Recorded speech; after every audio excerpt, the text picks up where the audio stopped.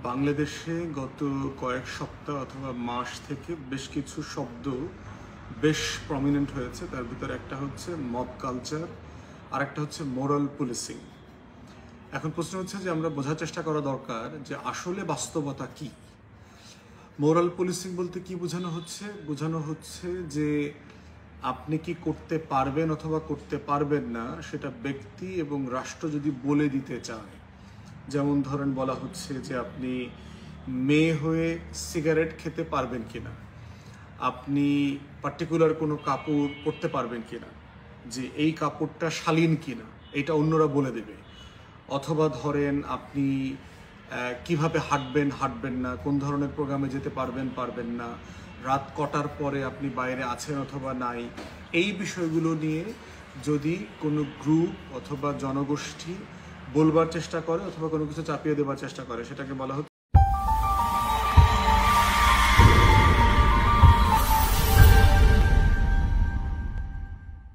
Moral policy. এবং সেটা কি ধরেন এক্সাম্পল দেই। একটা এক্সাম্পল হচ্ছে গত কয়েকদিন আগে দেখলেন যে মোহাম্মদপুর এলাকাতে একটা টং দোকানে দুইটা মেয়ে দিনের বেলায় সিগারেট খাচ্ছিল এবং চা খাচ্ছিল একসাথে। সেই সময় কিছু মুরব্বীরা বলছেন যে রমজান মাস, তোমরা কেন সিগারেট খাচ্ছ? তো তখন ওই মেয়েরা সিরিয়াসলি রিয়াক্ট করে আর কি, যে এটা আমার ইচ্ছা, আমি কি খাবো না খাবো। এবং মেয়েদের হাতে থাকা যে চায়ে কাপিতে চা ছিল সেই চাটা পর্যন্ত ছুঁড়ে মেরেছে। এবং তারপরে এলাকাবাসী প্রচণ্ড রিয়াক্ট করেছে এটাকে নিয়ে। সেই মেয়েরাও আবার হচ্ছে যে ব্যাপক প্রতিবাদ করেছে অনলাইনে।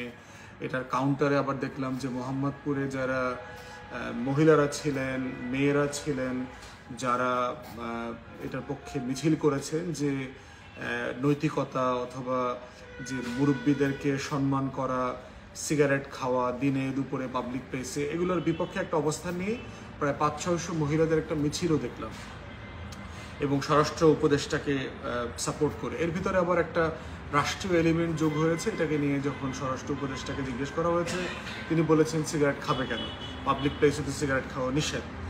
তো স্বরাষ্ট্র উপদেষ্টাকে আবার সাপোর্ট করে ওই কাউন্টার বড় মিছিলটাও করা হয়েছে।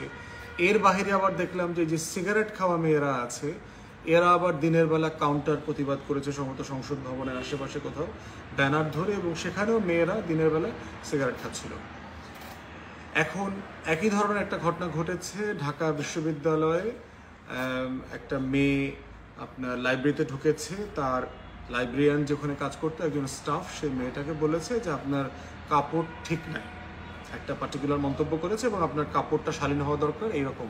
তো মেয়েটাও তখন অনলাইনে এইটার ব্যাপারে প্রোটেস্ট করেছে। এটার কাউন্টারে আবার সেই লোকটাকে গ্রেফতার করা হয়েছে, চাকরিচ্যুত করা হয়েছে। সেটার প্রতিবাদে আবার একদল যুবক শাহবাগ থানা ঘেরাও করেছে, চাকরিচ্যুতির প্রতিবাদ করেছে, আবার তাকে চাকরিতে ফেরত নেওয়া হয়েছে।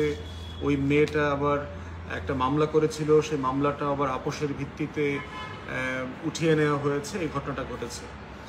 একই ধরনের একটা ঘটনা আমরা মাসখানেক আগে অথবা গত মাসখানেকের মধ্যে আমরা দেখেছি জামালপুরে সম্ভবত মেয়েদের যে ফুটবল টিম ছিল সেই ফুটবল টিম সেখানে খেলতে গেছে এবং সেখানকার জনগণ, স্থানীয় বাসিন্দারা সেখানে মেয়েদের খেলার প্রতিবাদ করেছে যে হাফ প্যান্ট পরা মেয়েরা ফুটবল খেলতে আসবে কেন, এরকম।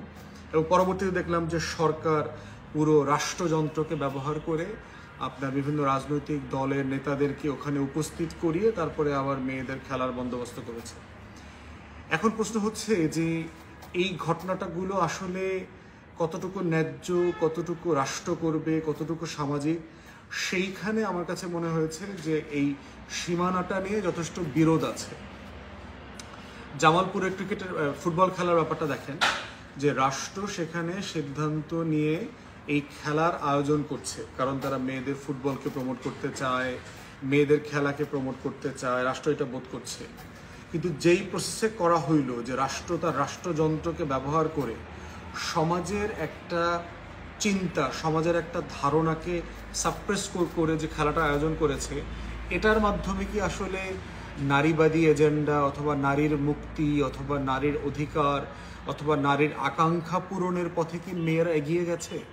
জামালপুরে কি এখন অনেক বেশি মেয়েরা ফুটবল খেলতে আগ্রহী হয়েছে?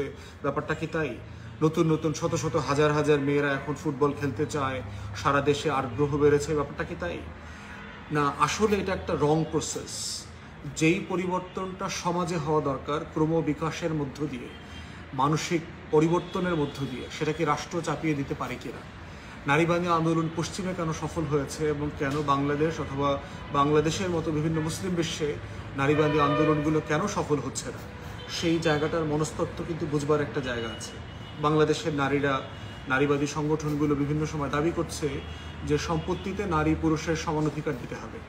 প্রশ্ন হচ্ছে যে শরিয়া মোতাবেক তো 1/3 যেটা দেয়া আছে সেটাই স্বামীরা স্ত্রীদেরকে দিচ্ছে না, বাবা মা তার মেয়েকে দিচ্ছে না, তারপরে হচ্ছে ভাই বোনরা তার বোনদেরকে দিচ্ছে না।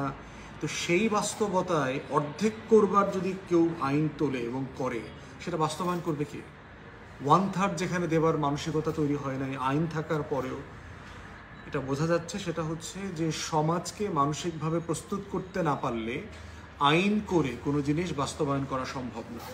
সিগারেট খাওয়ার ব্যাপারটাও তাই। সিগারেট খাওয়াটা আসলে ছেলে মেয়ে কারো জন্যই কোনো ভালো দিক না, কোনো প্রাউড ফিল করা অথবা স্মার্ট হওয়া, আধুনিকতার কোনো ব্যাপার নাই।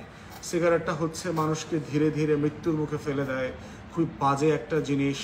সবচেয়ে বেশি ক্যান্সার আক্রান্ত রোগী সারা পৃথিবীতে যারা মারা যাচ্ছে তাদের বড় কারণ হচ্ছে ধূমপান এবং মদ্যপান, মদ খাওয়া।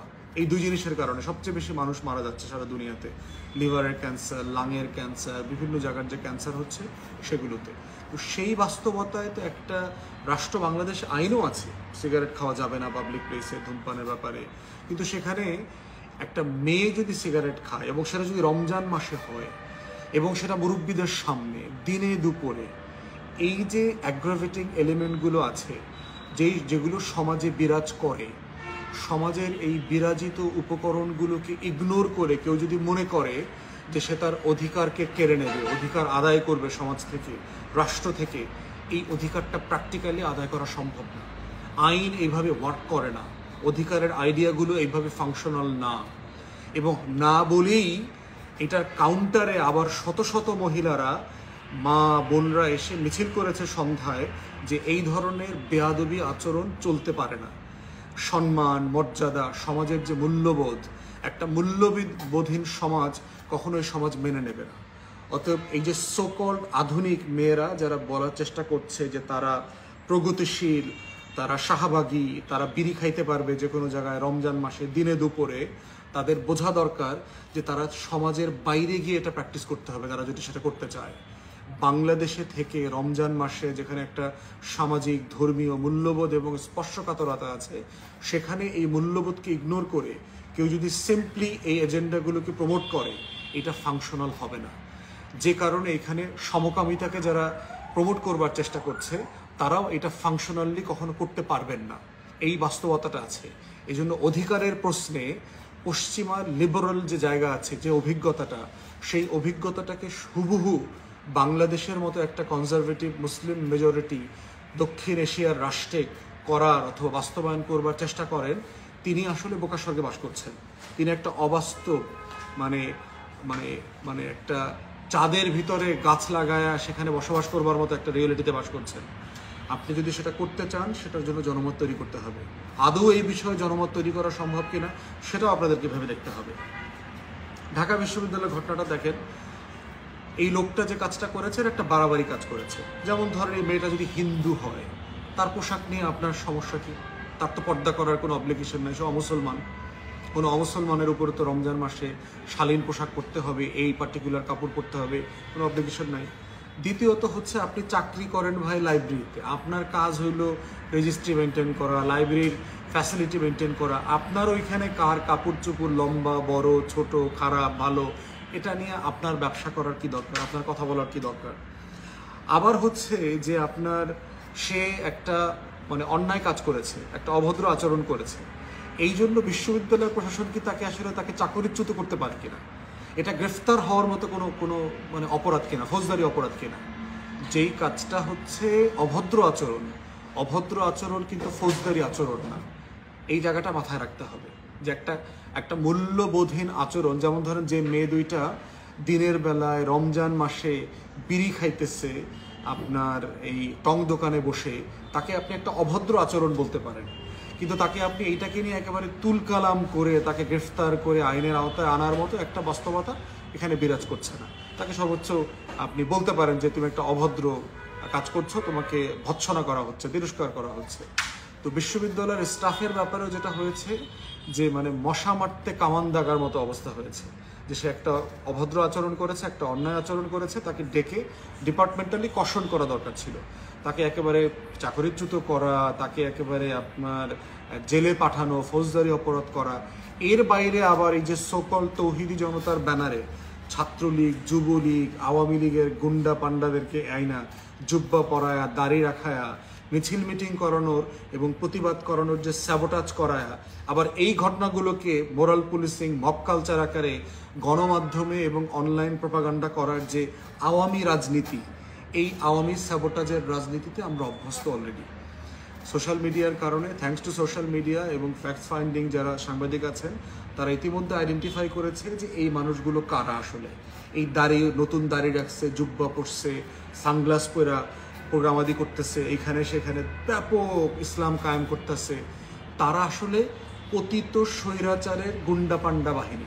আমরা তাবলিগ জামাতের গ্রুপিংয়ের সময় দেখেছি যে তাবলিগ জামাতের দুই গ্রুপে যে মারামারি হইল, এখানে সম্ভবত 3 জন যেন 5 জন খুন হইলেন, সেখানেও আমরা দেখেছি ছাত্রলীগ, যুবলীগের ছেলেপেলে এসে, শ্রমিক লীগ, আওয়ামী লীগের গুন্ডা পান্ডা এসে জুব্বা পরে, দাঁড়িয়ে রাখা, টুপি রাখা সেখানে গন্ডগোলটা করছে, পাকাইছে।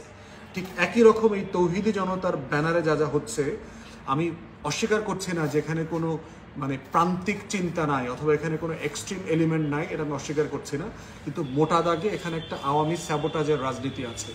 এবং এই যে মব কালচার বলা হচ্ছে, মোরাল পুলিশিংয়ের কথা বলা হচ্ছে, এটা কি আওয়ামী আমলের 16 বছরে ছিল না? বাংলাদেশে স্টেট স্পন্সার্ড মব কালচার ছিল গত 16 বছর ধরে। ইভেন জুলাই আগস্টে কি হয়েছে, শেখ হাসিনার নেতৃত্বে গণভবনে যে 14 দলের মিটিং হয়েছে, সেখানে সবাই এসে ব্রিফিং করছে না যে শুট অন সাইট পলিসির ব্যাপারে একমত হয়েছে। আওয়ামী লীগ, জাতীয় পার্টি, তার 14 দলীয় লেসপেন্সাররা সেদিন ছিল না। এইটা কি স্টেট স্পন্সার্ড মব কালচার ছিল না? শেখ হাসিনা, ওবায়দুল কাদের, আওয়ামী লীগের নেতাপাতারা মিটিংয়ে মাইকে প্রচুর বলছে না খেলা হবে, এই সব পোলাপান ডিল করা, আমার ছাত্রলীগই এনাফ, আমার যুবলীগ নামলে এদেরকে ঠিক হয়ে যাবে, 10টা গুন্ডা 100 হুন্ডা, এইসব বক্তব্য দিয়েছে না শেখ হাসিনা? অতএব মব কালচার তো 16 বছরে এখানে ছিল। বিরোধী দলের হাজার হাজার নেতা কর্মীকে গণপিটুনি দিয়ে নাই করে দিয়েছে এই রাষ্ট্র শেখ হাসিনার নেতৃত্বে। ইভেন আন্দোলন চলা অবস্থায় গত বছর বলেছে যে হাসপাতালে চিকিৎসা দিবেন না, পিটাবেন, লাশ গায়েব করে দিবেন, হাসিনার বক্তব্য এগুলো। এবং বিভিন্ন ইন্টারন্যাশনাল এজেন্সিতে পর্যন্ত এই বক্তব্যগুলো এসছে। অতএব সেই জায়গাতে আমাদের দেখতে হবে। এবং রিপোর্টিংয়ের স্টাইল দেখেন, টেলিভিশনগুলোতে রিপোর্ট করলে মনে হচ্ছে এটা একটা সুইজারল্যান্ড ছিল, সাডেনলি আমরা এই গত কয়েক মাসে মব কালচারের কারণে আমরা একেবারে উগান্ডা হয়ে গেছি। মানে সবাই সাডেনলি ভুলে গেছে, সবাই সেই কালো কোট পরা পেঙ্গুইনদের খপ্পরে পড়ে গেছে, যে অ্যাজ ইফ ছাত্র জনতার গণ অভ্যুত্থানে এই বাংলাদেশ আবার পিছনে চলে গেছে, আগেই তো ভালো ছিলাম, এমন বাংলাদেশকে চেয়েছিলাম। এই বাস্তবতা বাংলাদেশে বিরাজ করছে। অতএব বাংলাদেশে কোনো মব কালচার নাই। মব কালচার থাকলে আওয়ামী লীগের নেতাকর্মীদের লাশ, চামড়া, গোশত, মাংস এদেশে খুঁজে পাওয়া যাইত না। বাংলাদেশে অধিকাংশ আওয়ামী লীগের নেতারা এখন এই দেশেই পলাতক জীবনযাপন করছে। অনেকে টাকা পয়সা দিয়ে রাজনৈতিক দলগুলোর সাথে বন্দোবস্ত করে দিব্যি ঘোরাফেরা করছে। অতএব সেই বাস্তবতায় বাংলাদেশে কিছু আইসোলেটেড ইভেন্ট আছে যেটাকে ডিসপ্রপোর্শনেটলি সোশ্যাল মিডিয়া এবং আওয়ামী নিয়ন্ত্রিত গণমাধ্যমগুলো এটাকে প্রোপাগেট করতেছে এবং এগুলোকে পপুলার জায়গাতে নিয়ে আসতেছে। এর ভিতরে আছে সেই শাহবাগী এলিমেন্ট যেগুলো বাংলাদেশে গত 11, 12, 13 সাল থেকে আমরা দেখেছি এই রাষ্ট্রকে অস্থির করে দেবার জন্য। এখন এই বাস্তবতা থেকে আরেকটা জিনিস যেখানে নতুন যোগ হয়েছে সেটা হচ্ছে আজকে হিজবুত তাহরিরের যে সংগঠনটা বাংলাদেশে নিষিদ্ধ, তারা একটা বাইতুল মোকাররম থেকে একটা মিছিল করবার চেষ্টা করেছিল, সেটা পুলিশ ছত্রভঙ্গ করে দিয়েছে এবং রাইটলি করেছে। কারণ হিজবুত তাহরির এখন পর্যন্ত বাংলাদেশের আইনে একটা নিষিদ্ধ সংগঠন এবং আরও কিছু মৌলিক ভূ রাজনীতির বিষয় এখানে জড়িত আছে। হিজবুত তাহরির গণতন্ত্রে বিশ্বাস করে না, সে গণতন্ত্রকে হারাম বলে, ভোটকে হারাম বলে। তো যে গণতন্ত্র এবং ভোটকে হারাম বলে, তার গণতান্ত্রিক মূল্যবোধ এবং রাষ্ট্রের গণতান্ত্রিক অধিকার এনজয় করবার রাইট সে ক্লেম করতে পারে কিনা, তার সে অধিকার আছে কিনা। দ্বিতীয়ত হচ্ছে এই যে কালো পতাকা খচিত, কলেমা খচিত যে পতাকাগুলো সে উড়ায়, সাদা ফ্রেমের উপরে অথবা কালো ফ্রেমের উপরে পাগড়ি পরে, এইগুলো আমরা দেখেছি ওয়ার অন টেররের সময় আমেরিকা এবং নেটোর প্রোপাগেটেড বানানো যে বিভিন্ন সন্ত্রাসী সংগঠন আছে, সেই সন্ত্রাসী সংগঠনগুলো এগুলো করেছে। আল কায়দা করেছে, আইসিস করেছে, বিভিন্ন সংগঠন করেছে।